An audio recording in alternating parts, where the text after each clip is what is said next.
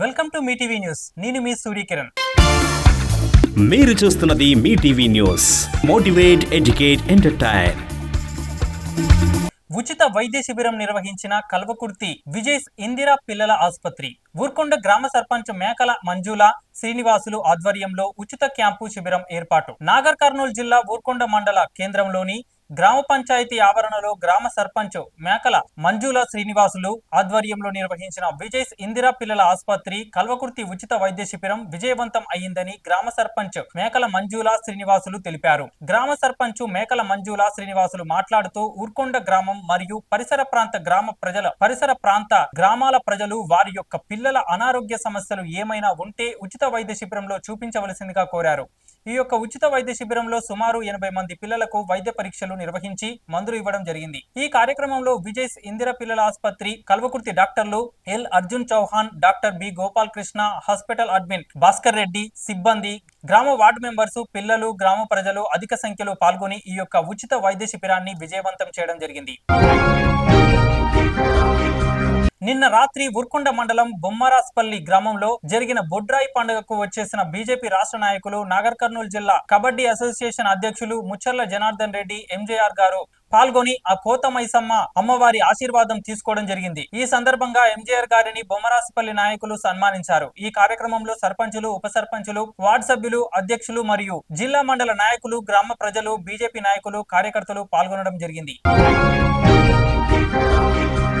రైతులకు ఇబ్బంది లేకుండా వరి కొనుగోలు ప్రక్రియ.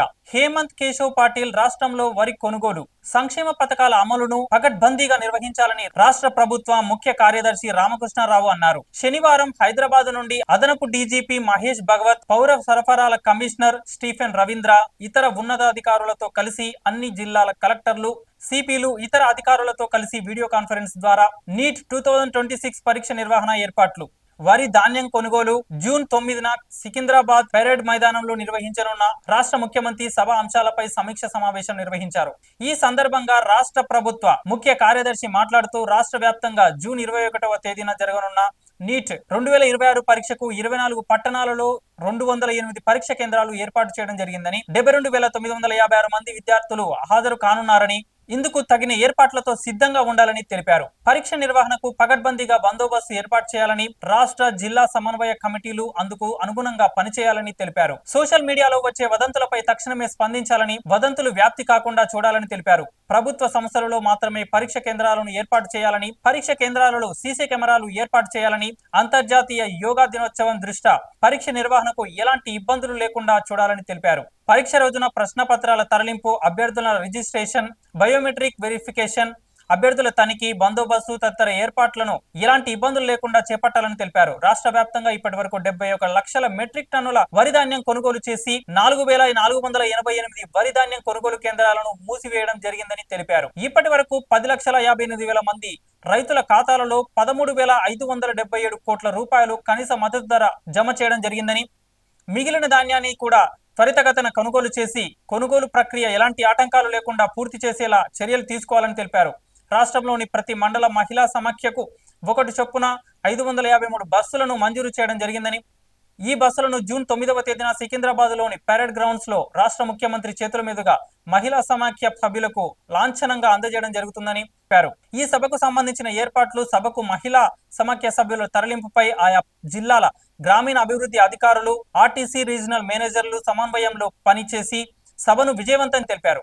జూన్ 12న రాష్ట్రంలో పాఠశాలల పునః ప్రారంభానికి విద్యార్థులకు అందజేయవలసిందిగా యూనిఫామ్లతో సిద్ధంగా ఉండాలని తెలిపారు.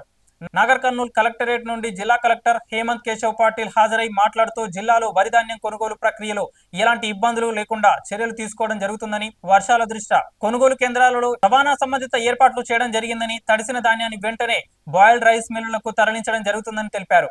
9వ తేదీకి మహిళల తరలింపు కార్యక్రమాన్ని పకడ్బందీగా నిర్వహిస్తున్నట్లు కలెక్టర్ వివరించారు. జిల్లాలోని ఈ నెల 12వ తేదీ నుండి ప్రారంభం కానున్న పాఠశాలల పునః ప్రారంభానికి పకడ్బందీగా ఏర్పాటు చేస్తామని, పాఠ్య పుస్తకాలు, ఏకరూప దుస్తులు అందుబాటులో ఉంచేలా చర్యలు తీసుకుంటున్నట్లు కలెక్టర్ తెలిపారు. కాలంలో తీసుకునే జాగ్రత్తల పట్ల కలెక్టర్ వివరించారు.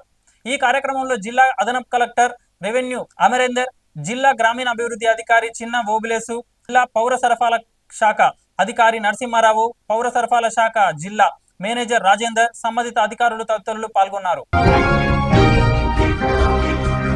మధ్యకు వెళ్లి సమస్యలు తెలుసుకున్న గ్రామ సభలో వృద్ధుడిని ఆప్యాయంగా పలకరించిన 80 ఏళ్ల గోరంట్ల సంజయను ప్రత్యేకంగా పలకరించిన జీనుకుంట గ్రామ సభలో 80 ఏళ్ల వృద్ధుడి యోగక్షేమాలు అడిగి తెలుసుకున్న జిల్లా కలెక్టర్ హేమంత్ కేశవ్ పాటిల్ ప్రజల సమస్యలను నేరుగా తెలుసుకుని వాటి పరిష్కారానికి చర్యలు తీసుకోవాలనే లక్ష్యంతో నిర్వహించిన గ్రామ సభలో నాగర్ కర్నూలు జిల్లా కలెక్టర్ హేమంత్ కేశవ్ పాటిల్ మానవీయ కోణాన్ని చాటుకున్నారు. బాల్మూర్ మండలంలోని జీనుకుంట గ్రామంలో శనివారం నిర్వహించిన గ్రామ సభకు హాజరై ఆయన గ్రామస్తులతో మమేకమై వారి సమస్యలు అవసరాలను అడిగి తెలుసుకున్నారు. ఈ సందర్భంగా సభకు హాజరై 80 ఏళ్ల గోరంట్ల సంజన్న అనే వృద్ధుడిని కలెక్టర్ ప్రత్యేకంగా పలకరించారు. ఆయన ఆరోగ్య పరిస్థితి, కుటుంబ పరిస్థితులు, ప్రభుత్వం అందిస్తున్న పింఛన్ సక్రమంగా అందుతున్నదా లేదా అనే వివరాలను స్వయంగా అడిగి తెలుసుకున్నారు. వృద్ధుడితో ఆప్యాయంగా మాట్లాడిన కలెక్టర్ వయోభారంతో ఎదుర్కొంటున్న ఇబ్బందుల గురించి తెలుసుకుని అవసరమైన సంక్షేమ పథకాల ప్రయోజనాలు అందుతున్నాయా అని ఆరా తీశారు. సంజన్న తన ఆరోగ్య పరిస్థితి, పింఛన్ అందుతున్న విధానం గురించి వివరించగా కలెక్టర్ శ్రద్ధగా విని స్పందించారు. వృద్ధులకు అవసరమైన సేవలు అందేలా చర్యలు తీసుకోవాలని సంబంధిత అధికారులను ఆదేశించారు. ప్రజల సంక్షేమమే ప్రభుత్వ ప్రధాన లక్ష్యమని, అర్హులైన ప్రతి ఒక్కరికి ప్రభుత్వ పథకాల ప్రయోజనాలు అందేలా కృషి చేయాలని సూచించారు. గ్రామ సభలో పాల్గొన్న ప్రజలలో కలెక్టర్ ఆత్మీయంగా ముచ్చటిస్తూ గ్రామాభివృద్ధి, తాగునీటి సరఫరా, రహదారులు, విద్యుత్, పారిశుద్ధ్యం, సంక్షేమ పథకాల అమలు తదితర అంశాలపై వారి అభిప్రాయాలను సేకరించారు. ప్రజలు తమ సమస్యలను నిర్భయంగా అధికారుల దృష్టికి తీసుకురావాలని, వాటి పరిష్కారానికి జిల్లా యంత్రాంగం కట్టుబడి ఉందని తెలిపారు. గ్రామ సభలో కలెక్టర్ హేమంత్ కేశవ్ పాటిల్ వృద్ధుడితో చూపిన ఆప్యాయత, ప్రజల సంక్షేమంపై ప్రదర్శించిన శ్రద్ధ గ్రామస్తులను ఆకట్టుకుంది. ప్రజల మధ్యకు వెళ్లి వారి సమస్యలను నేరుగా విని స్పందించడం పట్ల గ్రామస్తులు హర్షం వ్యక్తం చేశారు. గ్రామాభివృద్ధి సమస్యల పరిష్కారానికి గ్రామ సభలే వేదిక. లాభదాయక పంటల సాగుతో పాటు నీటి వినియోగాన్ని తగ్గించాలి. జినుకుంట గ్రామ సభలో జిల్లా కలెక్టర్ హేమంత్ కేశవ్ పాటిల్ గ్రామాల్లో అభివృద్ధి పనుల ప్రజల ప్రణాళిక అమలు, ప్రజా సమస్యల పరిష్కారానికి గ్రామ సభల కీలక వేదికలుగా నిలుస్తాయని, ప్రజల భాగస్వామ్యంతో గ్రామాల సమగ్రాభివృద్ధి సాధ్యమవుతుందని కలెక్టర్ తెలిపారు. శనివారం అచ్చంపేట నియోజకవర్గ పరిధిలోని బల్మూరు మండలం జినుకుంట గ్రామంలో గ్రామ సర్పంచ్ పుష్పలత అధ్యక్షతన ప్రజాపాలన ప్రగతి ప్రణాళిక కార్యక్రమంలో భాగంగా నిర్వహించిన గ్రామ సభకు జిల్లా కలెక్టర్ ముఖ్య అతిథిగా హాజరయ్యారు. ఈ సందర్భంగా గ్రామస్తులు, ప్రజా ప్రతినిధులు, వివిధ శాఖల అధికారులతో కలిసి గ్రామాభివృద్ధి కార్యక్రమాలు, సంక్షేమ పథకాల అమలు, మౌలిక సదుపాయాల కల్పనపై గ్రామ సభలో సమీక్ష నిర్వహించారు. ఈ సందర్భంగా కలెక్టర్ మాట్లాడుతూ గ్రామ సభల ద్వారా ప్రజలు తమ అవసరాలు, సమస్యలు, అభివృద్ధి సూచనలను అధికారుల దృష్టికి తీసుకురావచ్చని తెలిపారు. గ్రామాల అభివృద్ధికి ప్రజలు చురుకైన భాగస్వామ్యం అవసరమని కలెక్టర్ తెలిపారు. ప్రభుత్వం గ్రామాభివృద్ధికి ప్రత్యేక ప్రాధాన్యత ఇస్తుందని, గ్రామ స్థాయిలో రూపొందించే ప్రణాళికలు ప్రజల అవసరాలను అనుగుణంగా ఉండాలని కలెక్టర్ సూచించారు. వ్యవసాయ రంగం గ్రామీణ ఆర్థిక వ్యవస్థకు వెన్నుముక వంటిదని పేర్కొన్న కలెక్టర్ రైతులు సాంప్రదాయ పంటలతో పాటు మార్కెట్లో డిమాండ్ ఉన్న లాభదాయక పంటల సాగుపై దృష్టి సారించాలని సూచించారు. నాగర్ కర్నూలు జిల్లాలో వరి పంట సాగుకు ఎక్కువగా జరుగుతుందని, ఈ సంవత్సరం వర్షాభావ పరిస్థితులు ఏర్పడితే రైతులు ఇబ్బంది పడకుండా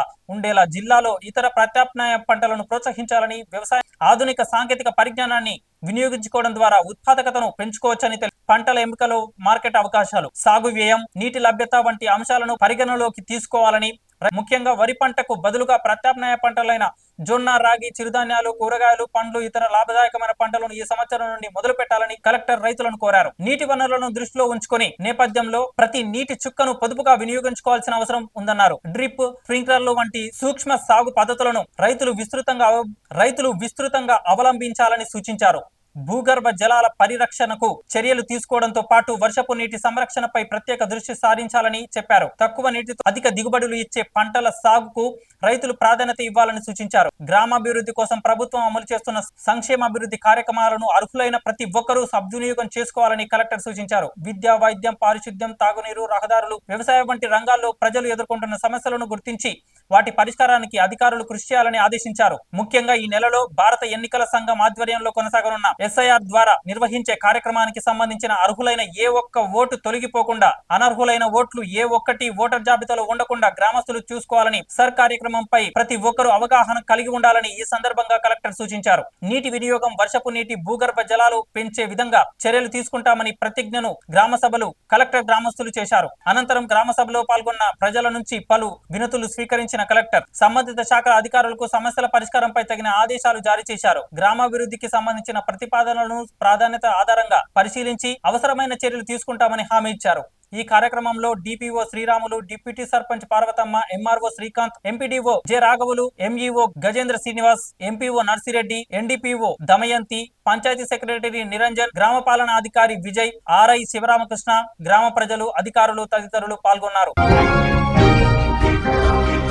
కల్వకుర్తి పట్టణంలోని ఇందిరానగర్ కాలనీలో 20వ వార్డులో సిలిండర్ పేలి భారీ అగ్ని ప్రమాదం. వెంటనే స్పందించిన అగ్నిమాపక సిబ్బంది. కల్వకుర్తి పట్టణం ఇందిరానగర్ కాలనీ 20వ వార్డులో ఒక ఇంట్లో ప్రమాదవశాత్తు సిలిండర్ పేలి అగ్ని ప్రమాదం చోటు చేసుకుంది.